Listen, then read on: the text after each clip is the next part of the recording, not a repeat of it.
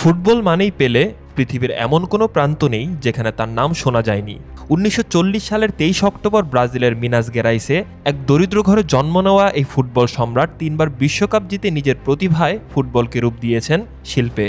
যে খেলাটিকে আজ Lionel Messi ও Cristiano Ronaldo দুই হাতে সমৃদ্ধ করেছেন, সেই খেলায় পথ দেখিয়েছিলেন পেলে।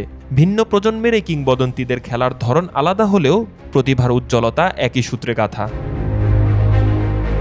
১৯৭০ বিশ্বকাপ ফাইনালে কার্লোস আলবার্তোর সেই ঐতিহাসিক গোলের পিছনে ছিল পেলের অনন্য পাস।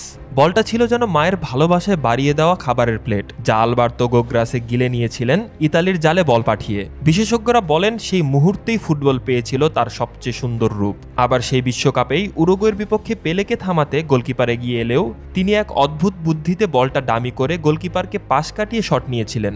গোল হয়নি, কিন্তু সেই মিস আজও রয়ে গেছে শিল্পের উদাহরণ হয়ে। পেলের প্রভাব এত গভীর যে আধুনিক যুগের প্রায় প্রতিটি তারকার খেলায় তার ছোঁয়া দেখা যায়। নেইমারের ফ্লিক, রোনাল্ডোর হেড, মেসির আঁকাবাঁকা ড্রিবলিং, সবকিছুর পূর্বসূরি পেলে। এমনকি বেকহামের দূরপাল্লার শট, রোনালদিনিওর ইলাস্তিকো কিংবা ফনপার্সের ফ্লাইং হেডেও আছে পেলের অনুরণন। সান্তোসের হয়ে অসংখ্য গোল, ড্রিবল, সবই যেন ফুটবলের ভাষায় লেখা কবিতা।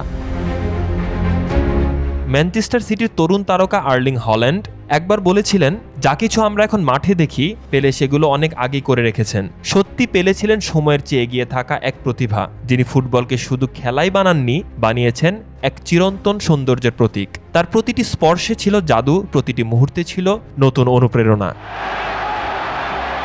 আজ ২৩ অক্টোবর তার জন্মদিনে পৃথিবী আবারও মনে করিয়ে দেয়, ফুটবলের রাজা একজনই ছিলেন, আছেন, থাকবেন।